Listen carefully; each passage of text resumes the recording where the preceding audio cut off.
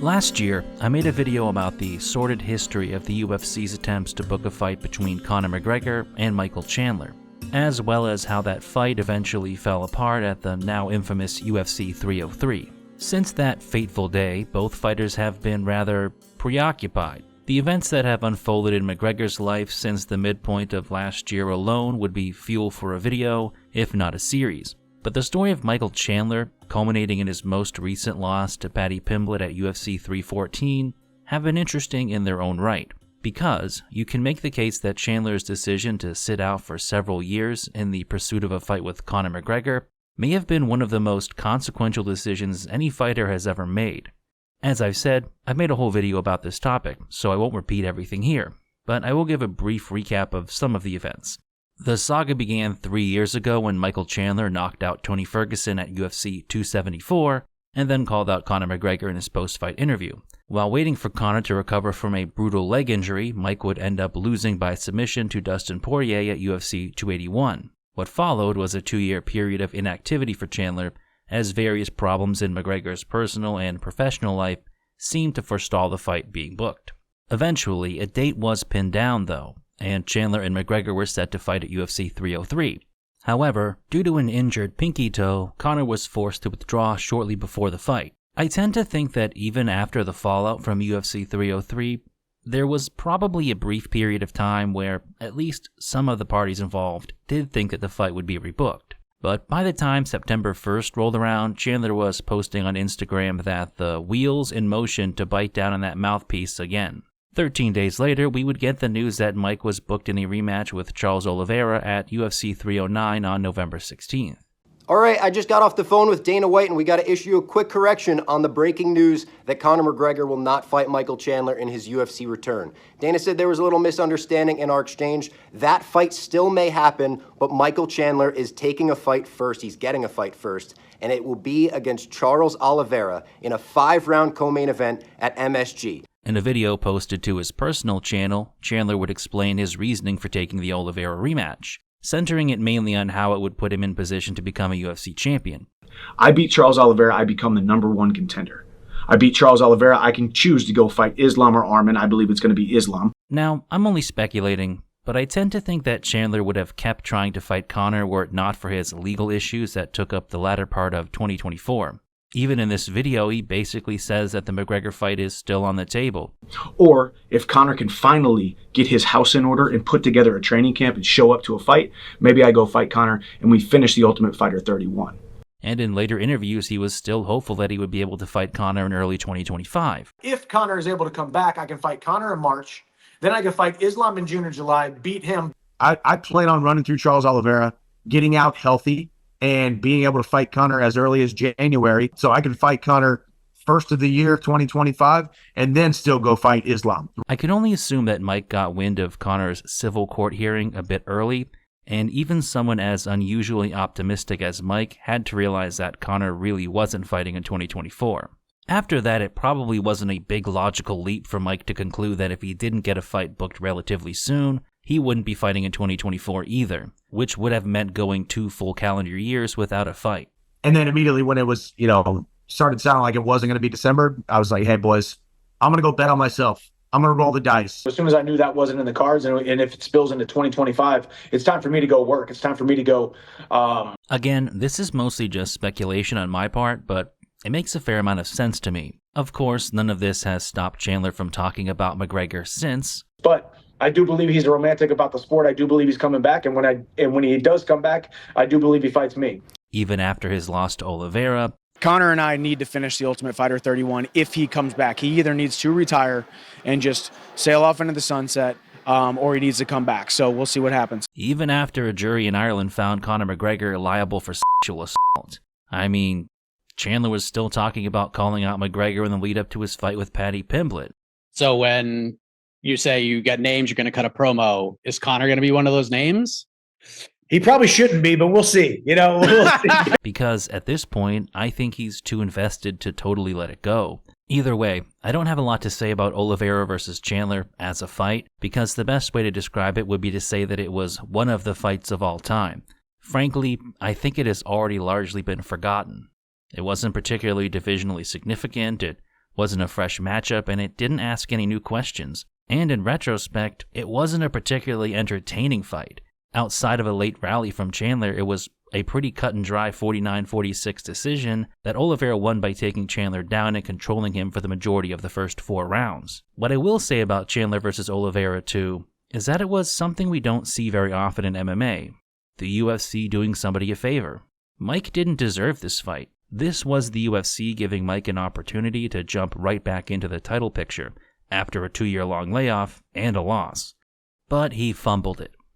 In keeping with his historical level of activity prior to the McGregor saga, it wouldn't take Chandler long to get another fight. Only 3 months later, it was announced that he would be taking on Paddy Pimblett at UFC 314. When Paddy Pimblett versus Michael Chandler was announced, it was one of those fights where my reaction was somewhere between, huh? And, well, I guess that makes sense. Honestly, it was a fight that I forgot was even happening until I was reminded of it on Fight Week for UFC 314. But when you think about it, it was one of the most logical fights the UFC could have made at 155. In MMA, the young eat the old. Paddy is a possible star on the rise, and Mike is an aging action fighter that still has a little bit of juice you can squeeze out of him. It just makes sense. It also served as an opportunity for Chandler, who has been on a bit of a skid. Beating somebody like Paddy is the kind of thing that could have propelled him back into the conversation at 155, where you're never more than 1 or 2 wins away from a title shot. But then again, Mike isn't a current or former featherweight who seem to be the only people fighting for the lightweight title anymore. But I digress. Unfortunately for Mike, Paddy beat his ass. Some people think Mike won round 1, or that it was close, but I can't agree. Numerically, Pimblett landed 3 times as many strikes and significant strikes as Chandler. The only thing you can really give to Mike was takedowns and control time, but he ultimately did nothing with them. Round 2 was even worse. Paddy landed nearly 5 times as many total strikes and nearly 7 times as many significant strikes as Mike, and spent over 2 minutes brutalizing Mike with ground and pound and submission threats. In any other fight, this round would probably be the story of the fight. But Paddy one-upped himself in round 3. Round 3 was, in the most politically correct terms, a fucking cum blasting. Paddy beat Mike like he caught Chandler trying to fuck his little sister or something. Paddy caught Mike with a leaping knee that rocked Chandler and opened a cut under Mike's eye, before ultimately manhandling him to the ground. This wasn't some slick, artful takedown, he just big brothered Mike. Then proceeded to beat 7 shades of shit out of Mike until the ref was forced to step in. Outside of the stoppage itself, I want you to look at the stats here. Michael Chandler landed 1 significant strike, compared to 30 from Paddy. There is no other way to put it than to say that this round was completely one-sided. Beyond even the statistics, though, I think Mike's reactions towards the end of the fight speak volumes. There are a lot of criticisms you can make about Michael Chandler. He's 5'3", he's a Trump supporter. He looks like he has a team of pharmacists helping him greg his Doucette harder than last time. But one thing you can't take away from Mike is that he has that dog in him. It's probably a German Shepherd that's trained to salute like Elon Musk, but it's still a dog. He's someone who you can never really say is out of a fight. In round 3 against Paddy, Mike looked helpless. He looked almost like he was asking the referee to stop the fight before he got seriously hurt. That is a bad sign in my opinion because it shows a significant shift in Mike's mentality, as well as potentially his physicality. Even though he was outside of his athletic prime when he came to the UFC, Mike was still one of the most athletic guys in the lightweight division. But against Paddy, he got physically overwhelmed.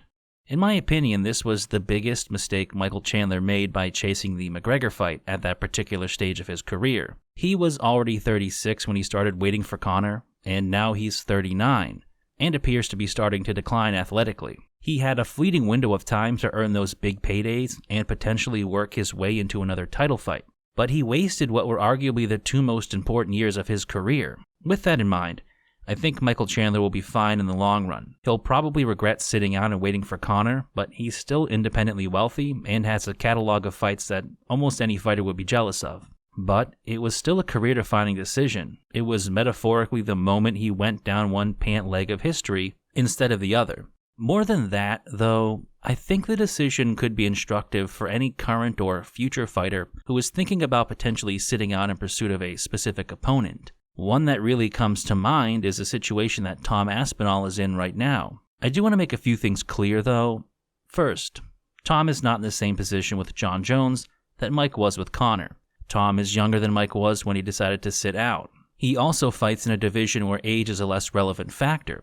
And of course, Tom is trying to get a legacy-defining title fight with a man that many fans believe to be the greatest of all time, who is currently holding the belt. But let's look at some of the other facts here. Tom isn't as young as a lot of people think he is. He recently turned 32. And just because heavyweights can generally stay competitive for longer than fighters in other divisions, doesn't mean that Aspinall will be able to. Every fighter is different, and much of what makes Tom good is his speed and athleticism. It's entirely possible that Tom has a shorter shelf life than other heavyweights, even with the current talent pool being at an arguably all-time low, and that says nothing of the potential for career-altering injuries that every fighter faces. Tom also hasn't fought since July of last year, which isn't a big deal in the grand scheme of things, but it does mean that even if the fight with Jones gets made, Tom will have been on the shelf for at least a year.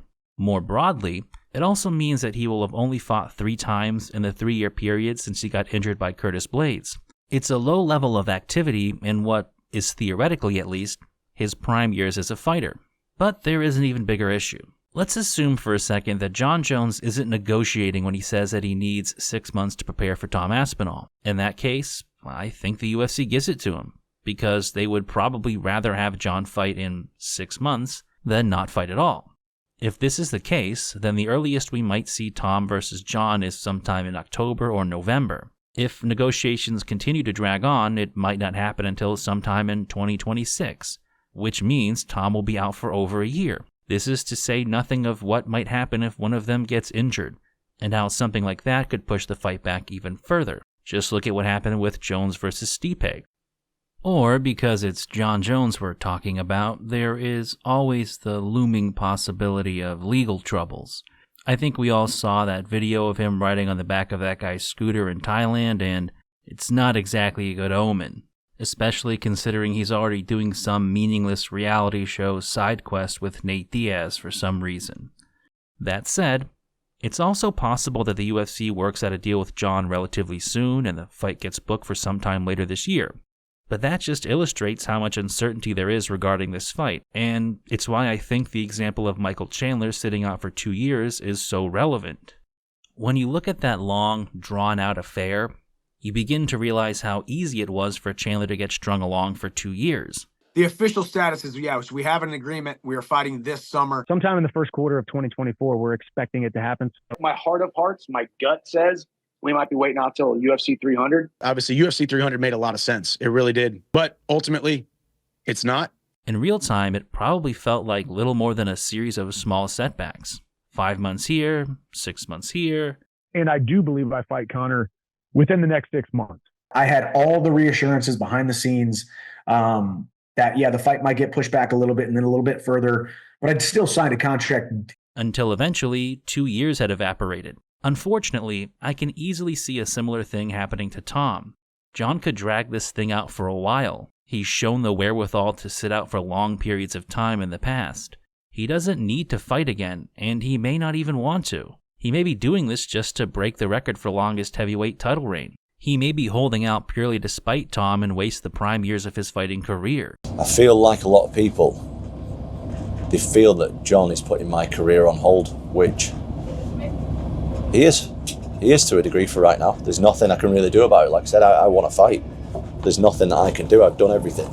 If this fight doesn't come to fruition, if for whatever reason it falls apart and we never get to see Jon Jones versus Tom Aspinall, the UFC is not to blame. It's not because of Tom Aspinall as well. I think ultimately who will decide whether or not this fight happens or not is Jon Jones. What do you think you can do to make that fight happen? Me personally, I can't do anything. I think it's just down to money. I think on his side. So I will fight whenever, wherever he wants. But it's down to money, I think. So let's go back to the Michael Chandler situation. It's difficult to point to any particular event during that 2-year layoff and say that was the specific moment where Mike should have cut his losses. Were it not for Conor's rape case, Michael Chandler might still be sitting out and waiting for that fight. Tom might be staring down an even bigger conundrum, because when should he cut his losses and take another fight? How much time should he let elapse? How many potential setbacks should he ignore in the pursuit of this fight? In real time, it will probably be very hard to tell, but it could also be the case that Tom wakes up one day and he's blown 2 years of his athletic prime, as well as a big chunk of his top earning potential. And who knows what happens then? I think that is why Michael Chandler's decision to wait for Conor, and the fights he subsequently lost, is one of the more compelling and relevant stories we've had in MMA recently. We frequently see fighters getting rewarded for inactivity. What Alexander Volkanovski did at UFC 314 was incredibly impressive, but he did get a title fight after back-to-back knockout losses and a, most likely necessary, year-long layoff. Sean O'Malley is getting a title shot against Merab Dvalishvili through seemingly little more than process of elimination. Colby Covington made a career out of sucking off Donald Trump and waiting for undeserved title shots to fall into his lap. Khamzat Chimaev continues to be given opportunities despite his inactivity and unpredictability, and most notably of all is Jon Jones, who has spent the better part of a decade coming back for 1 or 2 fights, which are then punctuated by lengthy layoffs for one reason or another. The last few years of Michael Chandler's career show the other side of that coin, though. It's a cautionary tale of how sitting out or chasing a particular fight can be detrimental to your career. I know it's easy to say this in hindsight, and considering I'm talking about another person's life choices. Mike himself was probably right when he said that the fighters who were criticizing him would have done the same thing in his position. Every single one of them would have held on to this Conor fight, even though they say publicly that they wouldn't. Every single one of those guys wants this fight, but on the other hand, Mike still seems like he hasn't let go of the McGregor fight, because at this point, how could he? I genuinely believe him when he says that he thinks the fight will happen, which is kind of a scary thought. It goes to show how easily you can brainwash yourself if you just tell yourself the same story over and over again for a long enough time. Mike's pursuit of this fight is so interesting to me because I wonder what it would take for him to truly acknowledge that it isn't going to happen, instead of thinking he's just hit another temporary roadblock. To admit that it really isn't going to happen would be to admit that everybody was right, and he really did blow 2 years of his career at the most crucial point he could have. I don't think he can do that, and there is probably a lesson for us all in there somewhere. As always, I want to thank you for watching the video, as well as liking, commenting, and subscribing. And a special thank you to my supporters on Patreon, who help make these videos possible. Thank you. Squirt, Rusty Shackelford, Jackson, Fightback CBD, Mike Roballs, Bone CK, Mango Saber, Devil Stick Disco, Mad Max Burger, Gaius Nisha Patton, Scott Richmond, Fuzzy Yanus, Jonas Namenson, Old Neon, Timothy Lee Peterson, Firebrand, Quasi, Snepsts, Alex, and Neem.